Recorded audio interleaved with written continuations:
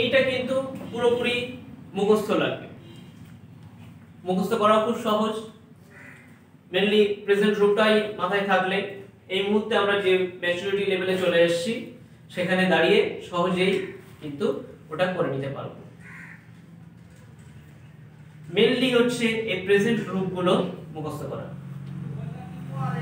যেটার জন্য আমি কি করেছিলাম, আমাদের এই ক্লাস 3 4 এর বাচ্চা যারা তো আসে তাদেরকে কিছু কিছু ওয়ার্ড মুখস্থ করতে হবে। আমাদের সবচেয়ে বড় সমস্যা হচ্ছে এডুকেশনাল এই ইনস্টিটিউশন গুলোতে গার্জিয়ানরা খুব বুকিশ, আমাদের টিচাররাও খুব বুকিশ। সবচেয়ে আরো বড় সমস্যা হচ্ছে আমাদেরকে কম্পিটিশনের মধ্য দিয়ে যেতে হয়, পড়াশোনা করলে একে অপরের সাথে কম্পেয়ার হয়, বাট একটা বই কখনোই কমপ্লিট নলেজ দিতে পারে না, কিন্তু একজন টিচার সে কমপ্লিট নলেজ দিতে পারে। কিভাবে দিতে পারে?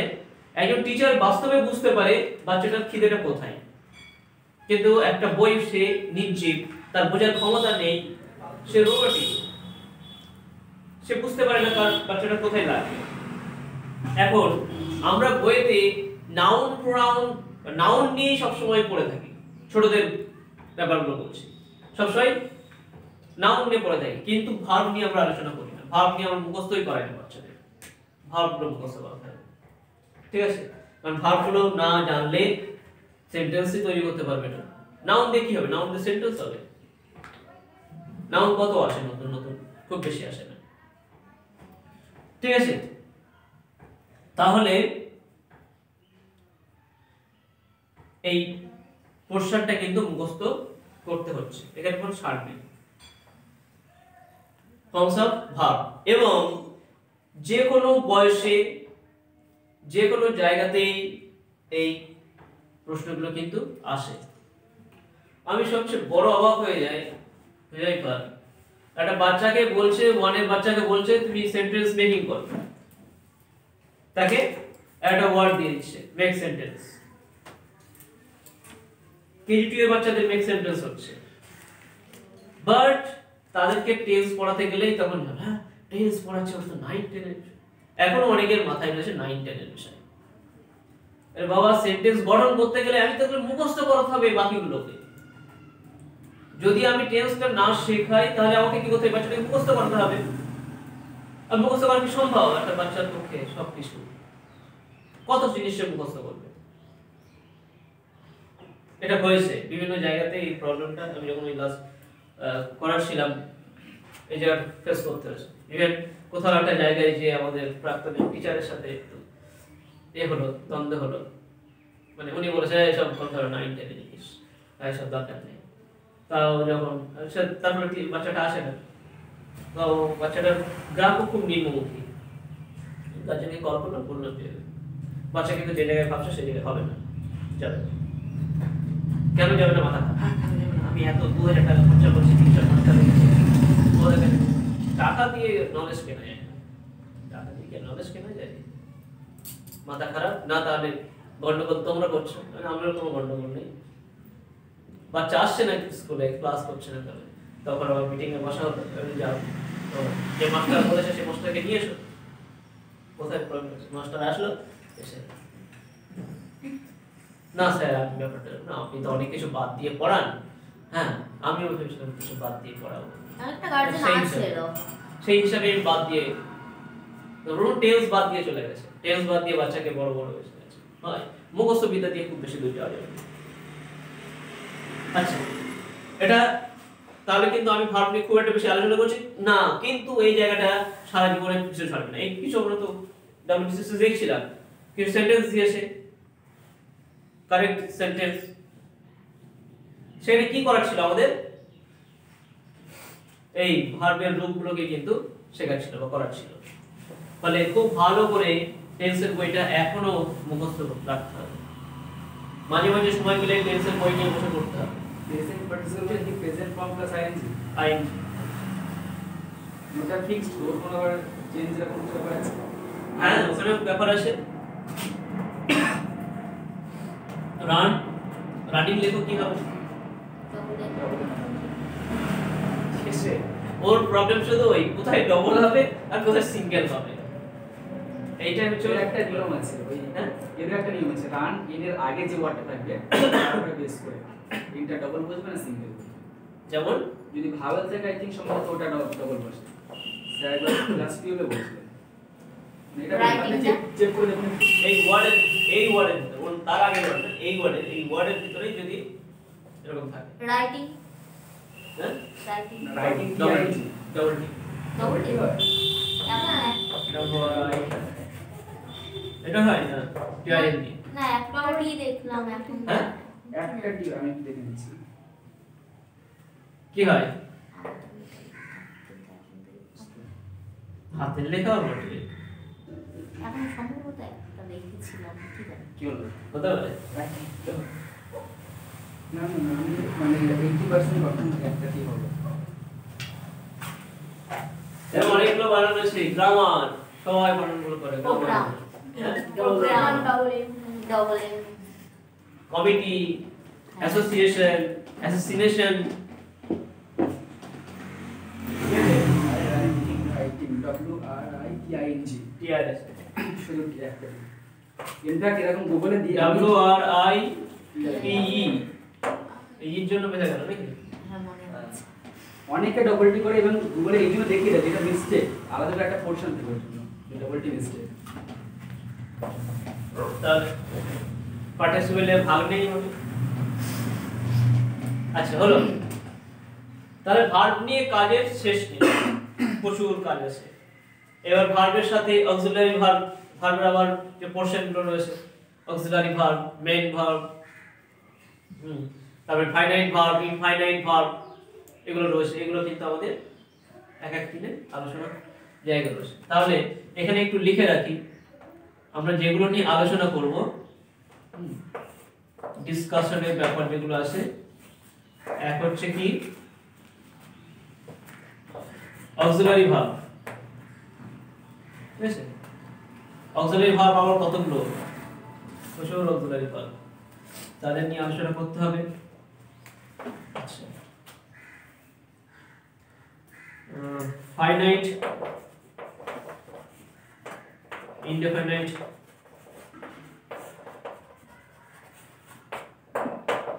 ফাইনাইট, ইনডেফিনাইট ভার্ব, সমাপিকা, অসমাপিকা যেগুলো, এগুলো নিয়ে আলোচনা করার আছে। মুড আছে, জিরান্ড আছে,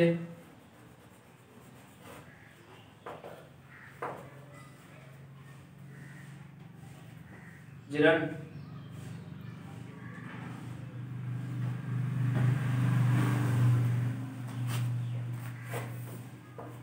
পার্টিসিপল আছে,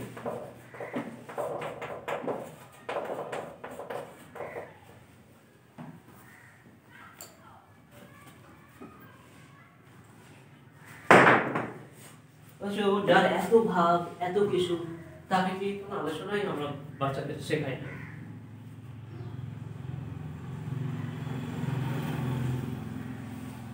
ঠিক আছে, মোটামুটি এই বিষয়গুলো আমরা একটু আলোচনা আগামীতে নিয়ে আসবো।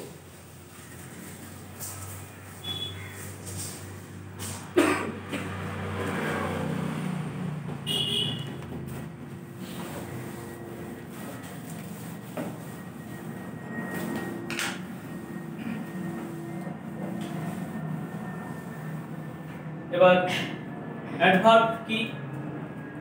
অ্যাডভার্ব ভার্বেরই সাথে সম্পৃক্ত, ভার্বের কাজগুলোর গতি, ভার্বের কাজগুলোর অবস্থা, এগুলো নিয়েই যে আলোচনা, যে ভাবনাগুলো দেখায়, সেগুলোই হচ্ছে কিন্তু কি অ্যাডভার্ব। সাধারণত এখানে ly যুক্ত শব্দগুলো থাকে, কি সাথে থাকে? ly। আর ly যুক্ত শব্দগুলো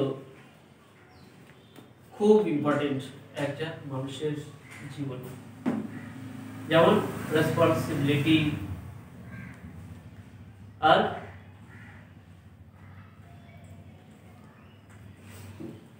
যত দেখবেন এই শব্দগুলো আছে সব এলওয়াই শব্দগুলো খুব দরকার লাইফের সাথে।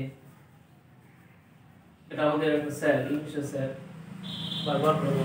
আবার মানে লাস্ট আমার সাথে যখন দেখা হয়েছে অবসর পেয়েছি, ক্লাসের মাঝখানে ওনার সাথে কথা হচ্ছে, মানে পড়াশোনা সব সব মিশন থেকে পাস আউট করে বেরিয়ে চলে এসেছি, একদিন দেখা করতে গেছিলাম, দেখা করে তো তখন ওই বাপ ঠিক হবে বাপ এই বিষয়গুলো নিয়ে কিন্তু একটু মাথায় রাখবে সবসময়। এলওয়াই যুক্ত শব্দগুলো মনে পড়ে, যেগুলো এক ভাবগুলো বলেছিলাম, এক ভাবগুলো বলেছিলাম বা ওগুলো কিন্তু মাথায় রেখো, ওইগুলো। তার নাম হচ্ছে উত্তম কুমার পাল, প্র্যাকটিক্যালের অনেক বই লেখা আছে। এখন ইংলিশের প্র্যাকটিক্যালে দিয়ে দেয় কি বলে প্রজেক্ট বুক লেখা আছে। এখন লেখক খুব ভালো মানের মানে গ্রামারের স্যার, জানি না কেন জব পেলেন না গভর্নমেন্টের, দুর্দান্ত। আমরা গ্রামার ওনার কাছে গেছি। আচ্ছা, অ্যাডজেক্টিভ নিয়ে কিছু বলার নেই, মেয়েরা খুব ভালো বসে অ্যাডজেক্টিভ সম্পর্কে। আর লাইফে সবার সামনে পিছনে একটু অ্যাডজেক্টিভ দিয়ে দেবে, মানে কি বর্ণনা। কেউ হ্যাঁ অ্যাডজেক্টিভ ব্যাপারটা খুব ভালোবাসে, beautiful, very beautiful, so nice, এরকম। শুধু তাই নয়, আবার বিভিন্ন নাউন গুলোকেও আমরা কখনো কখনো অ্যাডজেক্টিভ হিসাবে ব্যবহার করে দিতে পারি। একটা উদাহরণ দেওয়া যায়,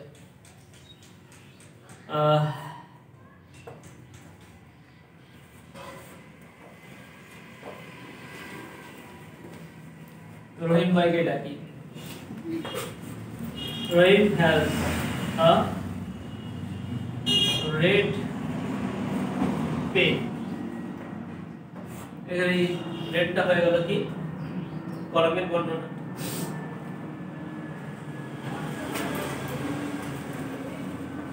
red is my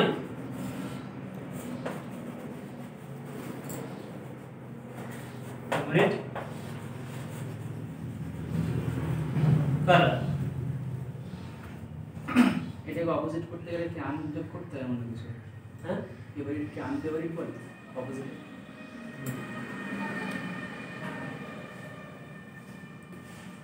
তাই কি ও জানে। এখানে কিন্তু রেডের মহিমা অন্য।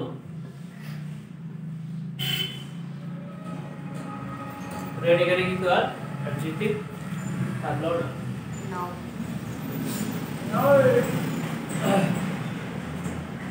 কালারের আবার এটা বিশ্লেষণ করে দিল। এরকম ওয়ার্ডগুলোকে নিয়ে খেলা করতে হয়, মাঝে মাঝে খেলা করতে হয়, একটা রূপ কিভাবে চেঞ্জ করছে, নাউনটাও রূপ চেঞ্জ করে, যেমন প্রথমে বলছিলাম। তো এগুলো মাথায় নিতে হবে অ্যাডজেক্টিভ সম্পর্কে। সবচেয়ে বেশি যে জিনিসটা মানুষকে ভোগায় সেটা হচ্ছে, সবচেয়ে কম ভোগায় ইন্টারজেকশন। আমরা যেটাকে বেশি ভয় দেখাই বলি না, যে বেশি ভয়ঙ্কর বলা হয়, যত গর্জে তত বর্ষে না। বাচ্চাদেরকে ভয় দেখিয়েছিলাম কি নিয়ে? ইনজেকশন নিয়ে, ভার্ব অ্যাডজেক্টিভ কে। সেই তিনটে ইনজেকশনের মধ্যে কনজাংশন অসুবিধা কিছু নেই, সংযোজক জুড়ে দেয়, যেটাকে আমরা বাংলাতে অব্যয়ের এতে স্তরে ফেলে দিই, যার কোনো বিকার নেই, অব্যয় নেই, ব্যয় নেই, সেগুলো অব্যয়। আবার ইন্টারজেকশন, এটাও খুব সিম্পল, আবেগ বোঝায়, সেখানে আমাদের কোনো মাথা ব্যথা নেই, ওই তার পাশেই একটা আবেগ সূচক চিহ্ন বসে যায়, ফলে কোনো অসুবিধাই নেই ওকে বার করে নিয়ে আসতে। সবচেয়ে বড় সমস্যা যেটা আমি বলছিলাম, আচ্ছা ইংরেজির রাইটার পর্যন্ত যেটা পারে না সঠিকভাবে ইউজ করতে, সেটার নাম হচ্ছে কি? প্রেপোজিশন।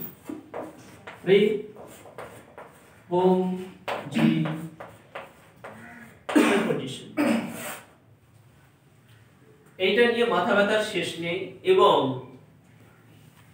জীবনের শেষ নিঃশ্বাস পর্যন্ত আমাদের এটা শিখে যেতে হবে। আর এর বেস্ট সলিউশন এতদিন পর্যন্ত আমি যেটা পেয়েছি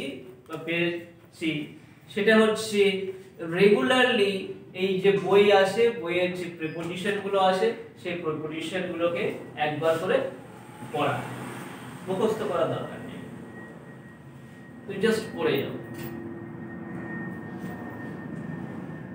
রেগুলারলি পড়তে হবে। আমি একদিন পড়লাম, 5 দিন পড়লাম না, মাথায় থাকবে। আমি সত্যি কথা বলতে যেগুলো ওই দেখছি বলে দিচ্ছি, মানে ওটা আমার ফট করে বেরিয়ে যাচ্ছে। আমি বলছি, আমার ব্রেন বলছে না এটা কি হয়েছে, ডেভেলপের সেই স্বপ্ন দিত আর কি ব্যাপার হয়ে গেছে, সাইকেল চালানোর মতো। আমি সাইকেল মেপে চালাই না, কটা প্যাডেল করলাম কি করলাম ওটা আমি ভাবি না, প্রতিবন্ধ একদম সহজাত প্রতিবন্ধ ক্রিয়া, ঠিক আছে। কিন্তু ওটা অর্জিত আর কি, অর্জিত হলেও সেটা সহজাতর মতো হয়ে যাচ্ছে। এই জায়গাটা ওই জায়গাটার মতো হয়েছে, তার কারণ হচ্ছে আমি রেগুলারলি এই মেথডটা ইউজ করি। ওই যেটা তোমার ভাইকে বলছিলাম, বাট মুখস্থ করার দরকার নেই, একদম মুখস্থ করো না, ঠিক আছে। তুমি জাস্ট লিখে যাও তো 15টা দিন, 15 দিন লেখার পরে এটা সব মুখস্থ হয়ে যাবে, ঠিক আছে। সিমিলারলি এটা ওই বারবার পড়া, তুমি আর্টিকেল গুলো পড়ো, বইগুলো পড়ো, জোরে জোরে পড়ো। ইংলিশটা জোরে জোরে পড়তে হয়। কেন জোরে জোরে পড়তে হয়? এই যেমন আমি যখন ইংলিশে কথা বলি, আমার ওয়ার্ডগুলো পুরোপুরি প্রকাশিত হয় না, বা অনেকে বুঝতে পারে না, নট অডিবল লাগে।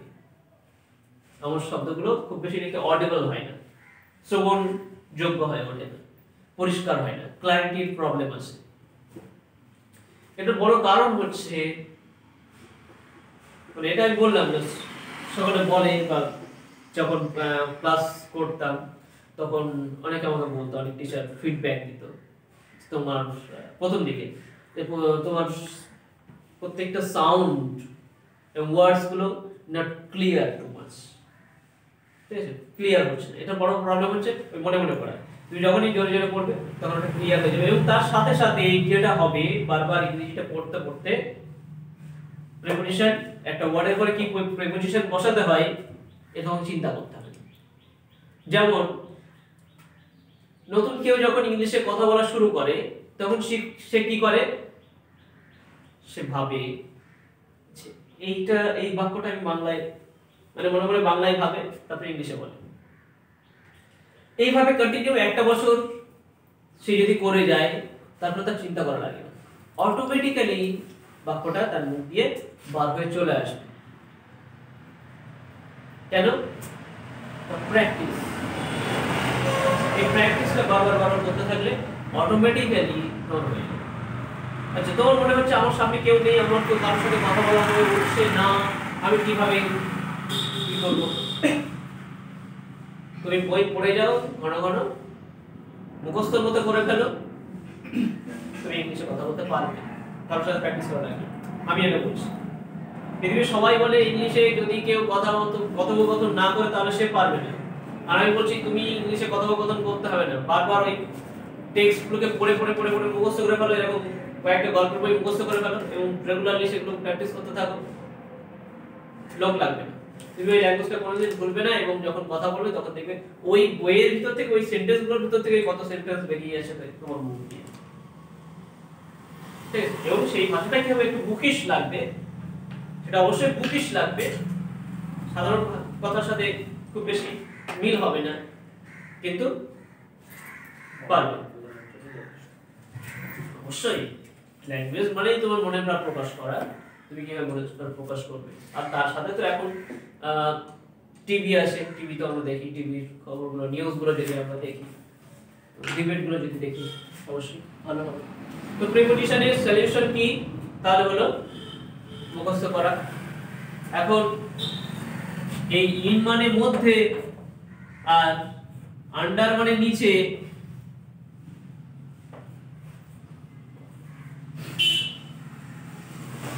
এই সব সময় কিন্তু খাটে না, যেটাকে আমরা বলি অ্যাপ্রোপ্রিয়েট প্রিপোজিশন। অ্যাপ্রোপ্রিয়েট প্রিপোজিশন সেখানে কিন্তু এক একটা শব্দের সাথে এক একটা প্রিপোজিশন চলে যাচ্ছে। So you have to practice a lot. আর প্র্যাকটিস কোন মেথডে করতে হবে বললাম? পড়ে যাও। সব সময় নিয়ম বেঁধে তুমি যদি ভাবতে থাকো তাহলে নিয়ম বেঁধে তোমাকে কি করতে হবে? কথা বলতে হবে। কথা বলার নিয়ম বেঁধে করতে হবে। তুমি ভাববে যে কার পরে আমি কোন এটা বসাবো,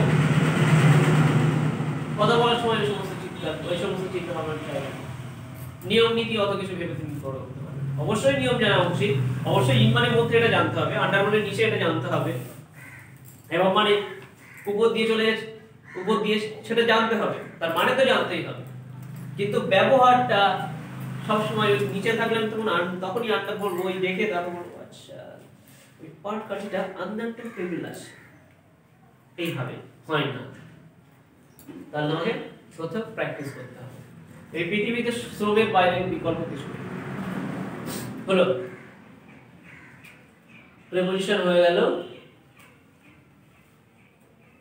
তো এটার সবচেয়ে আরো ভালো হচ্ছে ওই বাচ্চাদের মতো প্র্যাকটিস করতে পারবে, লিখে লিখে, যেটা বাচ্চাদের কথা বলেছি ওটা করতে পারলে খুব ভালো হয়। এখন তো কাজ নেই, সংসারেরও প্রেশার নেই, তোমাদের দ্বারা সম্ভব, যেমন আমার দ্বারা সম্ভব হয় না। আমার সেটাই সবসময় আমি গেলেই বাবা ঘোরা হোক ঘোরার উপর, না হলে ওর সিট দরকার, বসার জায়গা হচ্ছে বাবার পেটে বসে। আমার পক্ষে সম্ভব হয়ে উঠছে না পড়াশোনা করা, এরপরে সেটা থেমে গেছে, থমকে আছে, যেটা আগে গতি ছিল বেরিয়ে থমকে গেছে।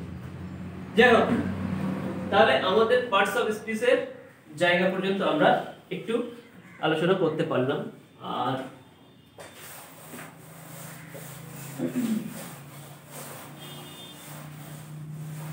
এর বাইরে আমরা সেন্টেন্স নিয়ে কথা বলছিলাম, সেন্টেন্স থেকে ফিরে গেছিলাম পার্টস অফ স্পিচে, তাই তো?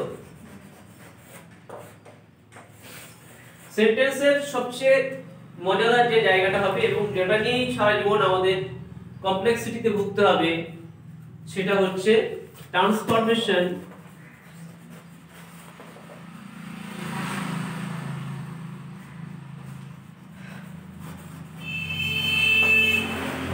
of sentences। ছোটবেলায় মনে হয় এখন লিখতে পারি ট্রান্সফরমেশন অফ সেন্টেন্স, মনে পড়ে ছোটবেলায় কি করতাম, পেন্সিল এই জন্য করতাম, আরে মাস্টার মশাই এরকম তাড়াতাড়ি করে লেখা, আমরা এরকম তাড়াতাড়ি করে লিখবো, ওইরকম করে লিখবে, জড়িয়ে লিখবো, তো জড়িয়ে লিখতে জড়িয়ে হয়ে গেছে। ট্রান্সফরমেশন অফ সেন্টেন্সেস ছোটবেলায় প্রচুর কথা বলে পড়ে। মাস্টার মশাই শুধু একা লিখবে, আমি যখন পাচ্ছিলাম তখন স্প্রিং এর মতো জড়িয়ে দিতাম। নে আজও পারিনি, আজও দেখে মনে হয়। তাহলে ছোটবেলায় করতাম, তখন তো আর অত বুঝতাম না, তখন স্প্রিং এর মতো জড়িয়ে দিতাম। মাস্টার মশাই লিখেছে, আমিও লিখেছি পড়। এখন হয়ে গেছে ডাক্তারি হাতের লেখা। আচ্ছা, ট্রান্সফরমেশন অফ সেন্টেন্সেস, এই জায়গাটা কিন্তু আমাদের খুব ডিটেইলসে জানতে হবে। আর এই জানার জন্য যেটা লাগবে ক্লজ, ক্লজটা খুব ভালোভাবে আমাদের জানতে হবে।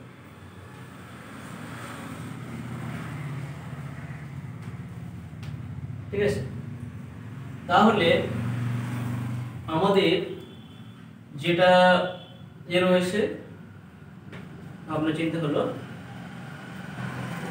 নেক্সট আমাদের ক্লাস করাতে হবে ক্লজের উপরে। নেক্সট আমাদের ক্লাস করাতে হবে যে ভার্বের রূপগুলোর কথা বললাম ওগুলোর উপরে। ঠিক আছে।